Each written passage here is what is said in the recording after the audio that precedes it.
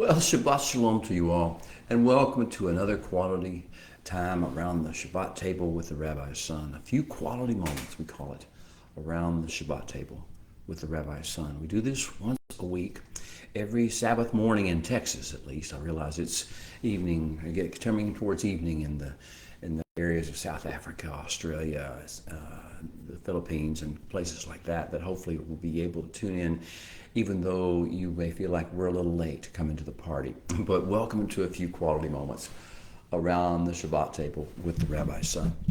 I pray that as we have these conversations together, your heart will be uplifted, and you will begin to seek and find the higher paths of the Creator of the universe for your life and for your family and for your neighborhood and for your community, for your bloodline, and for all creation. We are seeking the answers to life's most important questions. This is a quest, and we have been on this quest together, and kind of in this format with this sort of a mode going on for 50 weeks. This is our 50th week of our studies and seeking the answers to life's most important questions, where the Holy One left them to be found in his beautiful Torah. That is the location, that is the resource we're using, and that is the inspiration and the empowerment that we're receiving from the Torah, the first 5 books of the Bible. The address of the studies and our discussions around the Shabbat table this week is Parsha, the subdivision of Torah known as Tavo. When you come in, when you enter, and this entry is a grand entry, an entry with pageantry, an entry with weight and influence. It's not just stuff coming in, going out. This is Tavo, and we'll talk more about what kind of entry and why that entry is so momentous and important before we finish, hopefully today. But this Tavo is found in your Bibles at Deuteronomy chapter 26, verse 1 through chapter 29, verse 9. I come to this portion of the Torah every year with a little sadness or poignancy, because what you may not know if you don't study this all the time, every year of your life, if you're newly started in this pursuit of wisdom and understanding and of the answers to life's most important questions. If you're just new in it, you may not understand that we are coming to the climax of the Torah. We are coming, this is going to be Moshe's hurrah, last hallelujah, before he brings us to the point of decision next week. Next week in Parsha Nitzavim, the 51st Parsha of Torah, he's going to bring us to the valley of decision, and he's going to say, are you in? Or are you out? And what we're in and what we're out of, whichever we choose, has been defined by us over the past 50 weeks in general, and specifically over the past few weeks that we have been studying from Sefer Devarim, the book of Deuteronomy. This is Moshe's magnum opus. This is his life's conclusion, the conclusion of the matter, as Kohelet or Ecclesiastes or Solomon would have said. This is the conclusion of the matter time. And in Parsha Tavo, it's like he's led us to this point. He has one more important download to give to us before he calls the question, before he presents to us the options of which way of life we will go, which side we will be on, and what our life will mean. So these sections, these discussions are like a conference. We come together, hopefully now as a little bit more wise, a little bit of have an elder status, to come together as we sit around our screens today and we discuss Parsha Tavo. We're not novices anymore. We have learned, we have been given so much, we have had so many downloads, so much revelation has flown into our hearts and our souls. We've been flooded with revelation. We've learned some things. We've seen some things. We've heard so much. We've learned how to make mistakes, and we've learned how to overcome them. And so we become a little bit, we gather around these tables today, and I'm looking through this screen, this camera at you, And I realized we're co-laborers, we're sojourners together. And we're coming up to Jerusalem. We're coming up to the culmination of the reason we were born and the reason we're on earth and the reason we've been studying these messages from Moshe for the past 50 weeks. This is important times, and the last download today is coming. So let's go ahead and let's see if we can get started. Tavo, when you come in. I want you to get a picture with me. You have to have a vision, and that vision comes sometimes through at least my prompting of your imagination. What you know in your heart is going to be real, but you may not have been thinking about it because, hey, it's an election year, it's a season of the time, and school is, it's all sorts of distractions have come about you. So you may not have been meditating or thinking about the things that you know are real that I'm going to talk to you about. But I want to kind of direct your thoughts as we gather around this table together, as we're wizened elders to some level or degree, as we're listening in, as we're having this conference together of counselors, as we're having this time around the Shabbat table. I want to enlighten your vision again and awaken your vision again. Imagine. We talked last week about war and the reason for war. When there's a time for war, the reason for war, the only one that matters to us is that there are captives that have to be released.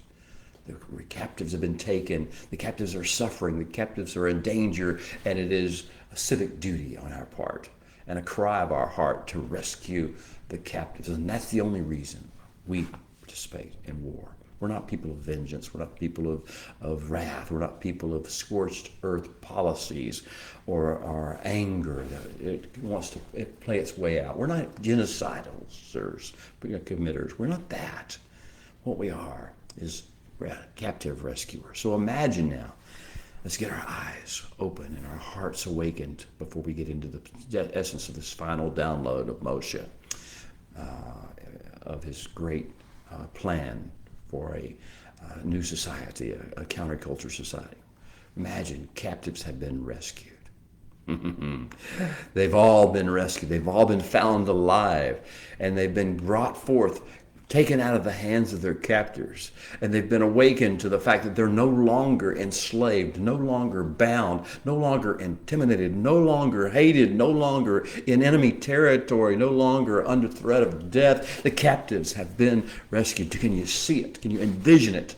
Do you sense the feeling? That's why we're here. That's why we went to war. That's why we've done what we've done. Captives rescued, exiles, people away from their homes and their families being brought back, returning home. This is an end time vision. Yes, it is. The vision. And if you don't have this vision, you'll get caught up in the day-to-day drama and trauma of life. The secret, the answers to life's most important questions is never let yourself get caught up and trapped completely in the drama and the trauma of daily life, because one day the captives will be rescued. One day the exiles will be brought back home. One day the kingdom nation, the nation that has a sense of the fragrance of the kingdom of heaven, will be thriving in the land of Israel. One day ordinary folk will make wise and then model those wise choices, make wise choices and model those wise choices to the world. It will come naturally because of the environment. It will come naturally because of the relationship with the Holy One. One day captives will be rescued and free and brought home. One day exiles will return to their families. One day Ba'alei Teshuvah, those who come as foreigners or as lost ones, prodigals, will thrive. Ordinary folk will come making and modeling wise choices, and the Creator's will one day on this earth will be done on earth by men as it is done by angels now in heaven. One day. Do you have a vision for it?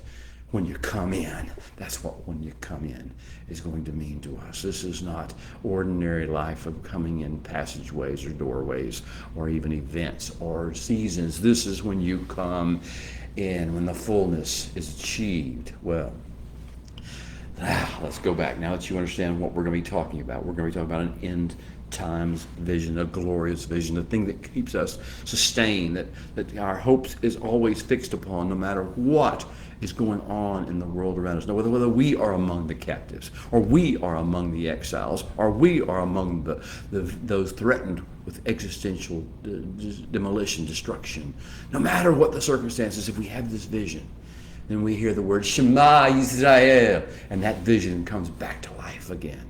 And we become again pilgrims coming into the land. We are those who come in. We are those of the Tavo nature. Well, let's go back then. Step aside. That if you have that vision in your mind, we'll get a few matters of context in place before we go further. This is Moshe's last 35 days of life, mortal life at least. And in these last 35 days, he has been downloading stuff for us.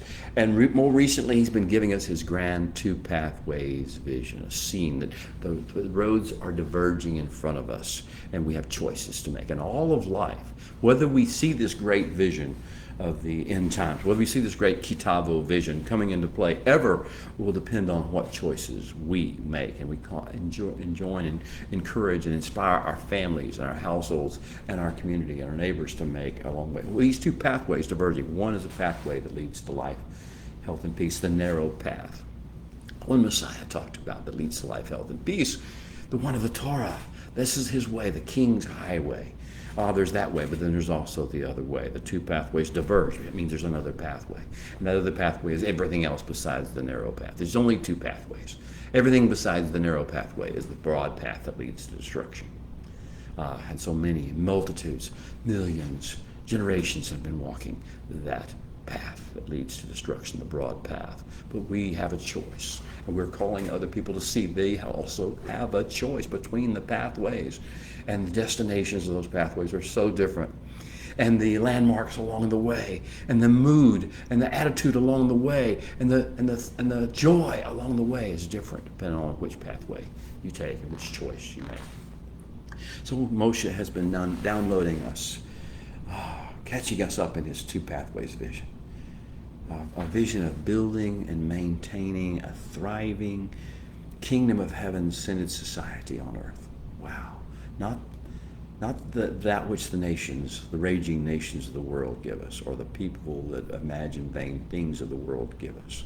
No, a kingdom of heaven-centered society that offers a better way, a more excellent way, an alternative to the Ra, Shakat, and Hamas ways of raging nations and of imagination, vain imagination, obsessed people.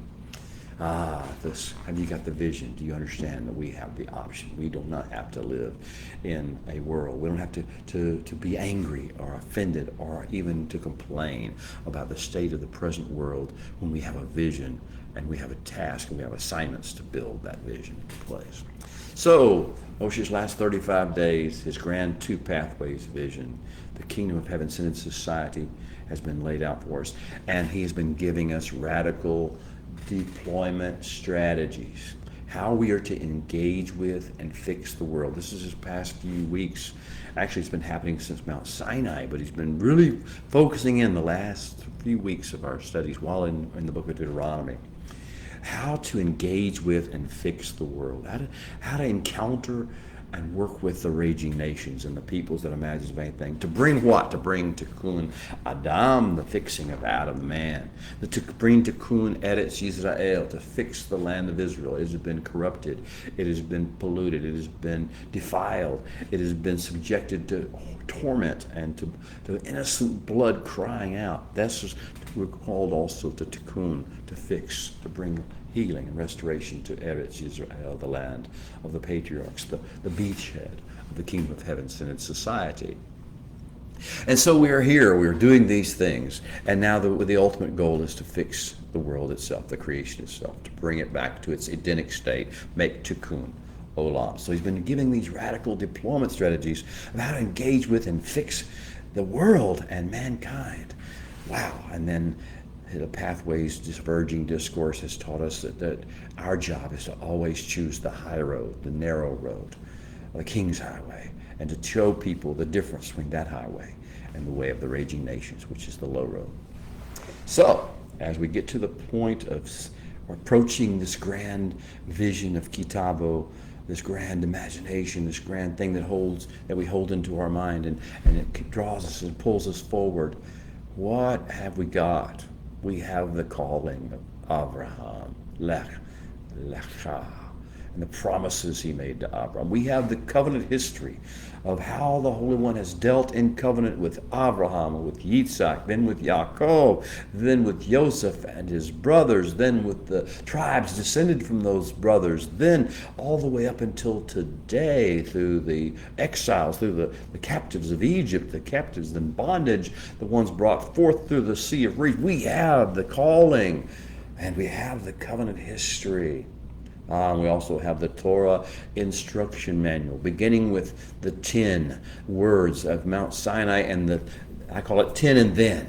The others that build out upon the foundation of the 10 prioritizations of the kingdom of heaven, the 10 life-changing, world-changing viewpoints and approaches to life. That's what the 10 were, and then the rest of Torah has been built out upon that, upon the framework and foundation of those 10. They're not separate. They're all connected to one another. Each of the mitzvot, each of the mishpatim, each of the laws, each of the judgments, each of the instructions of the Torah is based upon one of these 10 or more of the 10. So we have the calling, we have the covenant history, we have the Torah instruction manual, the 10 and then. We have the vision and the blueprint Moshe has given to us for our kingdom of heaven in its society, built around a Kedusha portal, the Mishkan, the tabernacle, and the very manifest presence of the Holy One, and 2 tablets of stone on which are inscribed by the very finger of the creator of the universe life-giving devarim, life-giving words that emanate through and create a force field into the world of power and beauty and majesty. We have the vision and the blueprint for the society and the portal that we are to maintain, bringing the presence and the holy energy of heaven into the earth. We have that. We have also the detailed infrastructure plan, beginning of verse Parsha Shoftim, a detailed infrastructure plan as to how to make this kingdom of heaven in society a reality, and how to make this Kedusha portal a functioning, generating plant in the world, a detailed infrastructure plan. Also leadership models of what the king is supposed to be and do, and what the prophet is supposed to do and say, and how to recognize him, and what to do with his words, and what about the Levite and the priest, the king, the prophet? What about the elders? What about these different? And what about the decision makers in the gates? Well, these are the issues of leadership models, the infrastructure plan. We have that now. Moshe's given it to us. Moshe's given us our own individual and collective code of civic duties, how to maintain, once this structure is in place, this kingdom of heaven centered society, and this Kedusha portal is in place, how to maintain it through a code of civic duty, how we respond to situations and problems.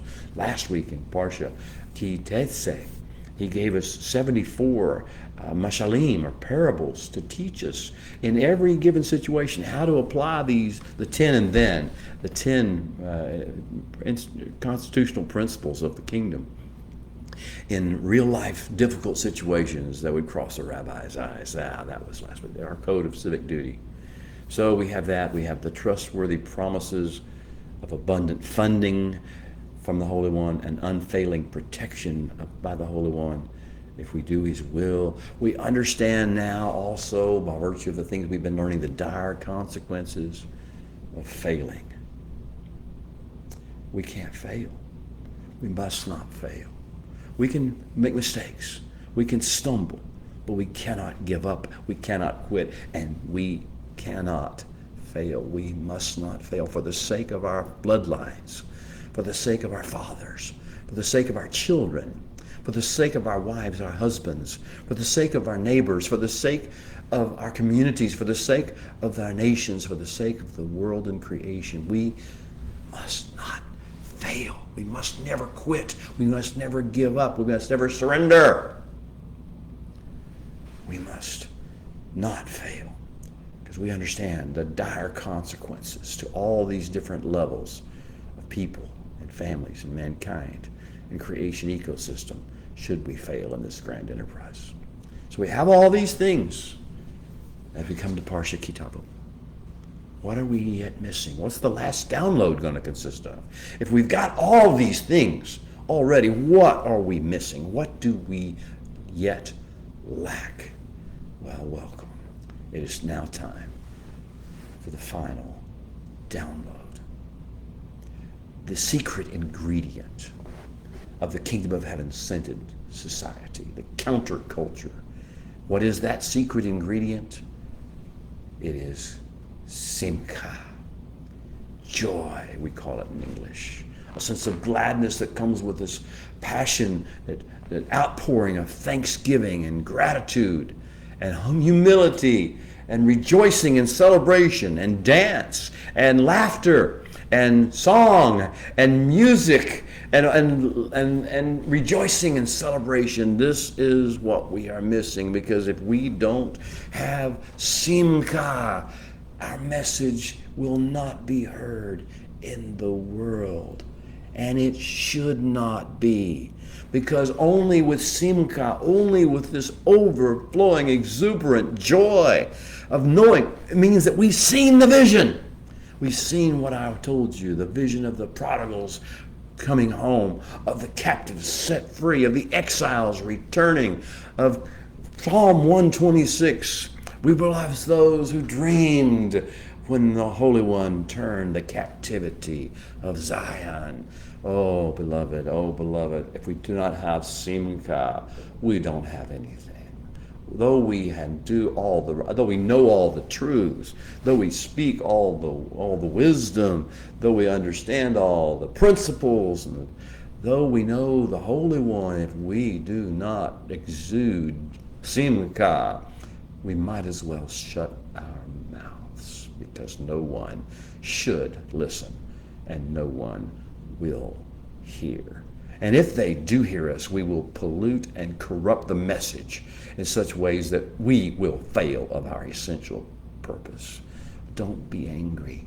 Don't come across as being rude. Don't come across as being somehow depressed and sad and freaked out about the way the world is and how bad it is. Don't be offended.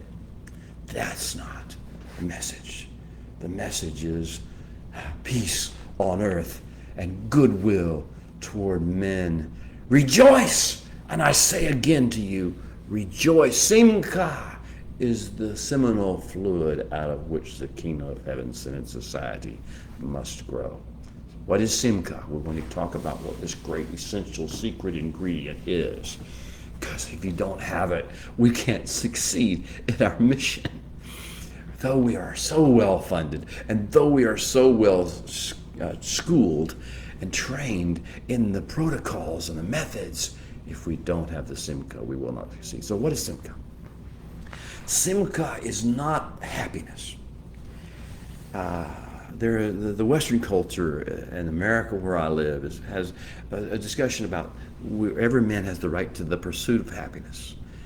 That may be true. It may not be true. I don't know. I don't care. Happiness and simcha are not the same thing.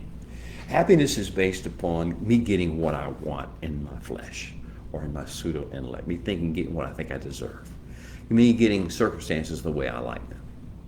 Well, that's not simcha. Simcha is what happens when you're in the presence and you sense the beauty and the majesty, the persona of the Holy One. His very essence begins to flow into you.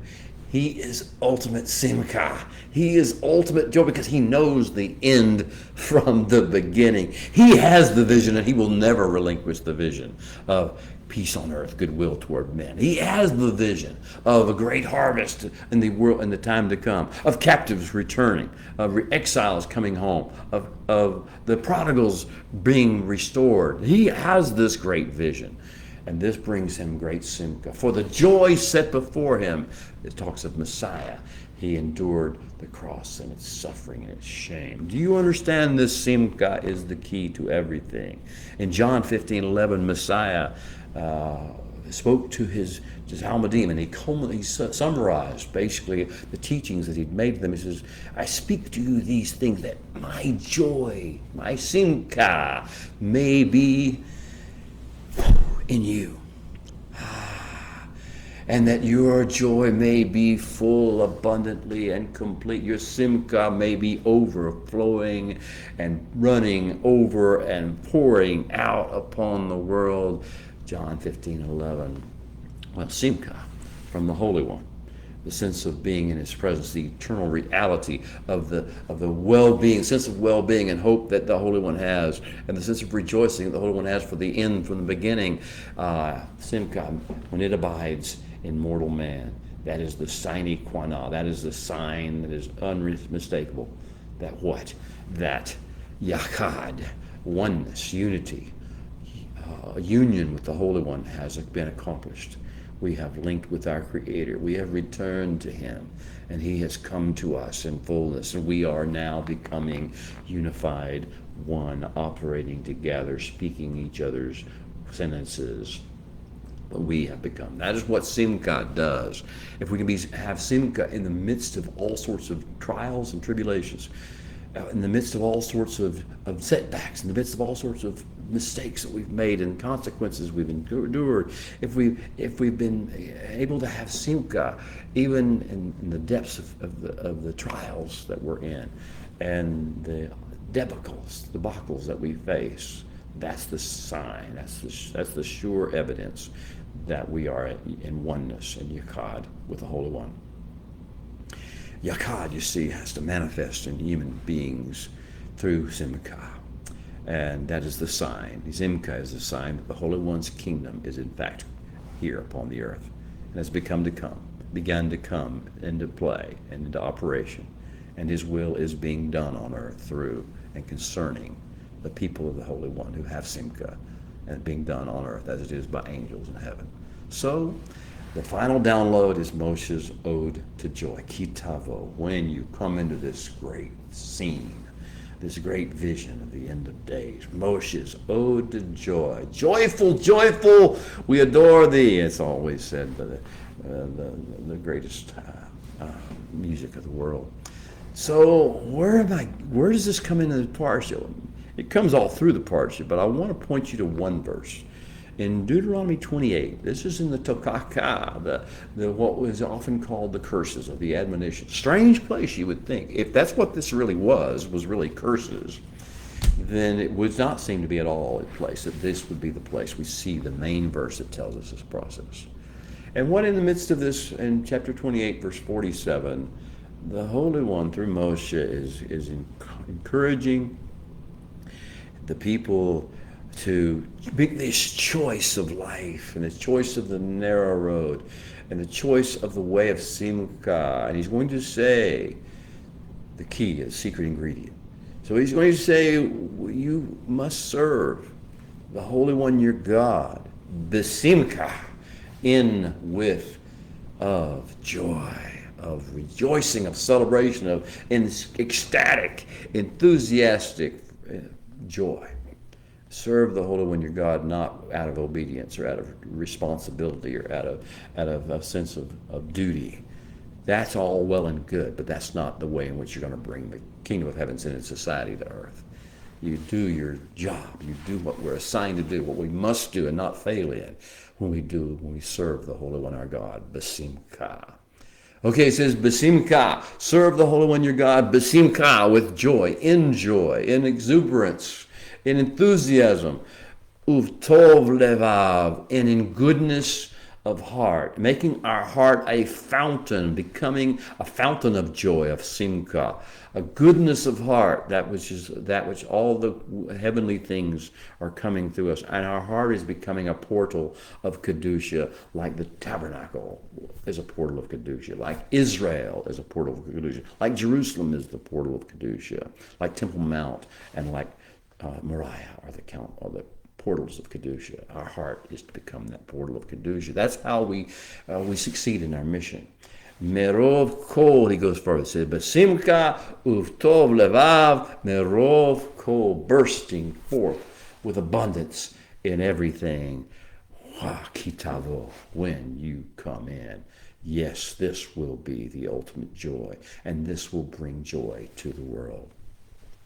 You see, the ultimate indicator of a shamaying heart and a true tuned ear and mind, and a rightly aligned and overcoming focused life, an evidence of the correct alignment between the neshama, the nephesh, and the basar, the eternal spirit, God-breathed spirit within us, the mind, will, and emotions that is the interface between that spirit and the other part of our physical mortal body, and then the basar itself, the flesh itself, the organs, the physical mortal body that we deal with. So we have to have a proper alignment of neshama, nephesh, and basar. The neshama should be the ruling factor, and the basar should be the servant, and the nephesh should be the intermediary between. That's the ultimate, that's the overcoming focused life, rightly aligned. The ultimate indicator of this is when a person regularly chooses and accesses eternal fountains of simcha, of joy. You have to choose joy at all the crossroads. Choose joy over dissatisfaction. Choose the ways and the paths of simcha over disappointment, over disillusionment, over discontent, over offense against human beings and against governments and against nations and against institutions and against talking heads. Choose joy. If you don't choose joy, you will miss the most important ingredient. We must choose joy. And we must elect to give the Creator thanks. The essence of the proof of whether we've chosen joy is whether the words coming out of our mouth and the facial expressions that we're speaking and the actions that we're doing are those that give thanks and give credit and give acknowledgement to the Creator. Thanks for what He has done, what He has given, for all that for who He is. And so that's the evidence that proves we've chosen joy. When we do that, give thanks to the Creator and speak His glory and His majesty instead of complaining over what we lack or don't like about the world. So let's talk about this simcha. Joy. Infectious joy. On the individual micro basis, think of Sarah's laughter.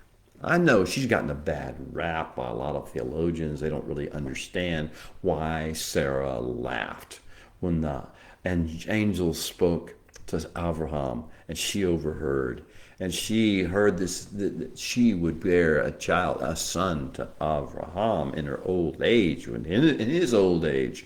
That this happened, that there was another way, there was a supernatural, there was a spiritual, there was another world in which she would be able to do these things. And she would be a participant in this grand plan that He's been talking about for so long. She could see it, though she could not make it happen. This is joy. Sarah's laughter is joy. And she named her child after this choice, Yitzhak, the idea of laughter, infectious joy, like Sarah's laughter, rising up, not from the circumstances, but from the neshama, from the spirit within, and from the activation words. There are activating words, devarim, that are spoken in the spirit, which activate in this laughter, this infectious joy, this simcha. And we're going to talk a lot about that in Parsha, or Moshe will, in Parsha Tavo. In words, divinely scripted words that strategically touch the parts of the spirit of man, the neshama, that is waiting to burst forth in joy and in laughter. That we'll see that with liturgy. We'll see that with scripts being given as far as what we're supposed to do when we bring our first fruits to Jerusalem, and what we're supposed to do when we bring the third year tithe in, and what confessions we're to make, and what words we're supposed to speak, what we're supposed to do when we first get across the Jordan River, what words we're to speak, and how we're supposed to inscribe those words, the words of the Torah, on stones and cover them with limestone and carry them with us up to Mount Ebal eventually and erect them and declare to the world these words of neshama, awakening, laughter, infectious joy. This is the way, the pathway of life. The Torah is going to be our constitution. There is a more excellent way. There is a narrow path that leads to life, health, and peace. This is micro, individual level, infectious joy like Sarah's laughter. Delight. Choosing delight.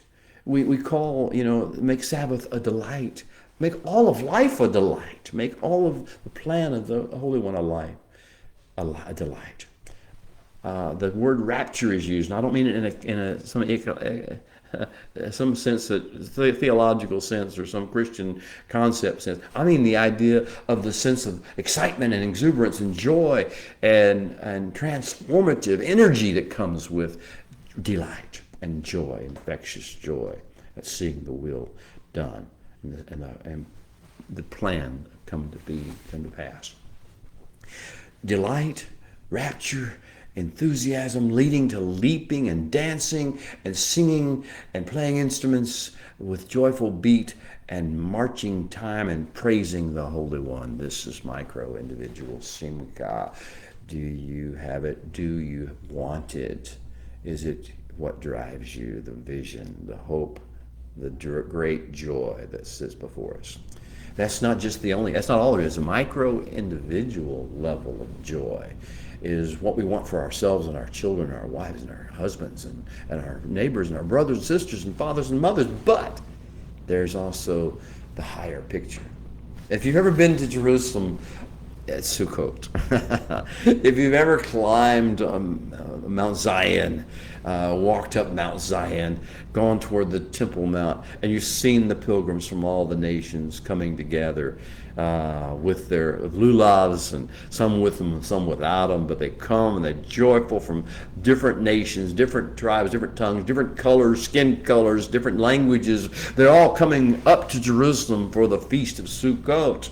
And they're coming with exuberant joy. They know this is, and they see each other, and it just builds the joy within that we see this great expression among the nations, among the peoples, and even among the foreigners to come together to celebrate this joyous. Now, this is macro.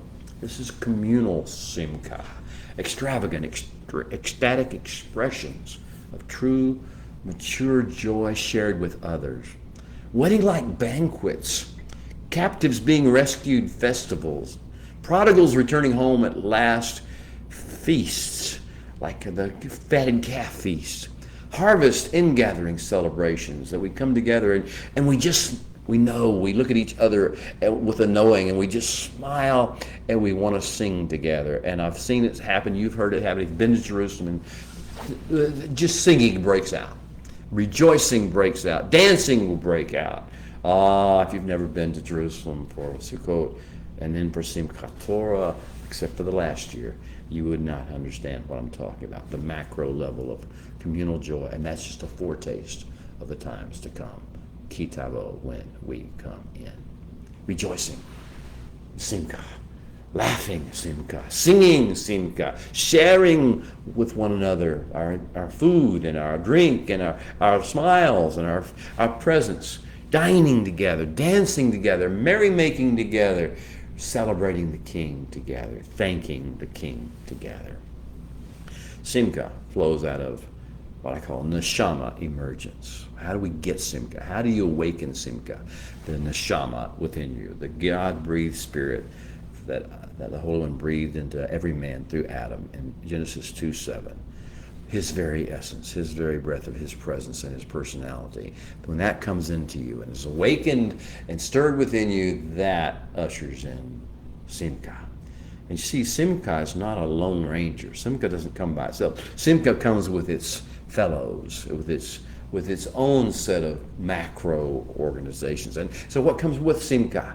Ahava, love comes from the sense of love. Shalom, joy, peace comes with Simcha. Long-suffering and patience come with Simcha.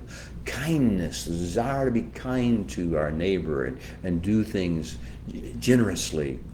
Goodness, the idea of becoming an open fountain, flowing fountain of Tov, of goodness into the world, to counterbalance the Ra, Shikhat, and Hamas fountains that are in the nations. This comes along with Simcha. Faithfulness, steadfast, constant flowing in true tone, staying with the covenant, staying on the pathway, of the narrow pathway. Faithfulness, faith in sense. This all will be one of the brothers, one of the things that comes along with Simcha. And along with Simcha also comes gentleness and meekness. There is no arrogance. There is no brusqueness. There is no rudeness. There is no anger and offense in our words whenever Simcha is among us. Gentleness and meekness come along with Simcha. And then finally, the ultimate, the big brother of it all is self-denial. Abrogation. What does that mean? It doesn't mean flagellation. It doesn't mean beating yourself. It doesn't mean making yourself hurt. What it means is choosing the will of the Holy One over your own flesh desires or over your own pseudo-intellectual opinions and ideas and offenses. Self-denial in the kingdom sense. Choosing the will of the Holy One, not my will be done, but yours, O Holy One. Well, there are steps in the Simcha initiative. We have to, if we're going to walk in Simcha, this last download of Moshe, follow in the overall theme of Parsha Tavo. If we're going to actually take on this great secret weapon of Simcha, we have to follow these stages. First, we have to link up with this Simcha source. That's the Holy One. We can't do this on our own. We can't do this by study. We can't do this by practice. We can't do this by orthodoxy. We can't do this by meeting together. We have to be in the presence of the Holy One. We have to surrender to his presence and receive from him what he is putting off, what he is emanating. The majesty, the goodness, the glory, the joy, the hope, the wisdom, all the things that are who he is must begin to flow. It doesn't have to come fully. We don't become him. We become a little bit more like him by this interface, by this interaction with him. So the first is the linking up to the Simcha source. And then there's the building of a Simcha infrastructure. I have to understand that the Simcha infrastructure means that we have to try to focus on this and try to cultivate this. We want Simcha more than we want to complain, more than we want to be offended, more than we want to be right, more than we want to be doctrinal, more than we want to be win arguments or even win souls. We want Simcha because Simcha will win souls better than we ever could. So we have to build the Simcha infrastructure by cultivating it and saying no to the things that are anti-Simcha, offense, hurt feelings, wounds, irritations, aggravations. Say no. Just say no. And the third step, after linking up with the Simcha source and building Simcha infrastructure through saying no to the things that are anti-Simcha, is learning and using Simcha vocabulary. I've said words, Devarim, are the things that activate this. And it can activate dormant Simcha that you thought was gone and lost forever. A few Devarim, the right words, the right vocabulary from heaven will awaken the Simcha within you alive. So learning and using Simcha vocabulary. And that's the whole purpose of all these different scripts that Moshe is giving to us. What he wants, he puts words in our mouths because he wants to give us Simcha vocabulary, which will awaken not only the Simcha in us, but also the Simcha in others. Go through and read. Go through, beloved, and just read the confessions, the acknowledgments, the testimonies of the one who brings the first fruits to Jerusalem in chapter 26. And then read the confession of those who bring the third-year tithe, completing the 3-year tithe cycle. They're also in that area. Read in chapter 27 and 28 the confession of we know where life is. We know what choices we need to make, and we choose to make those choices. And so we acknowledge that if we don't make those choices, the consequences will be really, really bad, not just for us, but for our families, for our bloodlines, and for the nations around us. We may know these Simcha vocabulary words. We need to learn them. The fourth step or stage in Simcha initiative is to mature in Simcha, to get skilled at it, to get trained and disciplined in it. The fifth thing is to model and export the Simcha that we have, the individual micro Simcha, to others, to radiate with it, one situation and one encounter at a time. The most effective way It's when it seems to hurt the most and be the most logical, least logical. When it seems like who could possibly rejoice? Something within us, some words say, "Why are you downcast, O my soul?" And recount and remember the benefits and the majesty and the blessings and the goodness of the Holy One. Ah, this modeling and exporting Simcha to others, one situation, one encounter at a time. And then as we model and export Simcha, we take the final step, which is training the Baal Teshuvah, the Baalei Teshuvah, the multiple of those who come back to the Torah, come back to the wisdom of God, who want to follow the pathways, but don't have the secret ingredient yet. Train them in operating in the secret ingredient of Simcha, as well as doing the actual walking out, the obedience aspects of things that we do. So this is where this parsha is all about. Moshe is going to set our tone. It is the tone of Simcha. And he is going to put actual Devarim, Simcha activating words into our mouths. What he's going to do for us this week in Parsha Tavo is taking us beyond information. Information is not enough. He's going to take us beyond education, because education is never going to be enough. He's going to even take us beyond revelation, because even the greatest revelation is not enough without Simcha. He's going to take us all the way to Simcha, empowerment, activation, energization. He's going to take us to a place where we can truly function through Simcha as both a light to the nations, the peoples of the earth, and as a salt to the earth. So catch the vision, beloved. Are you ready? Catch this vision. I started this whole this whole discussion around the Rabbi's Son's Shabbat table with you. Catch the vision. Embrace the gift of Simcha. Take it in. Release everything that is not consistent with Simcha, with joy. Release your offenses now. Release your sense of anger and of hopelessness. Release, give up, surrender, let just slip away all your anger and all your wrath and all your sarcasm and all your cynicism and all your doubt. Receive the Simcha. Embrace the Simcha. Lift your eyes above the mundane drama and the fixations that prevail in your respective places of exile. Lift your heart above the angst and all the outrage and all the fleshly obsessions and all the futile thinking and all the vain imaginations that are ruling your respective cultures of captivity. Let it go. You were made for something better. You were made for Simcha. The Holy One is bringing you into that something better. It's time to go forth, to come in. It's time to Tavo in the Holy One's grand plan of redemption and restoration, and get ready and recite our verses for the King. Let's sing our call to worship.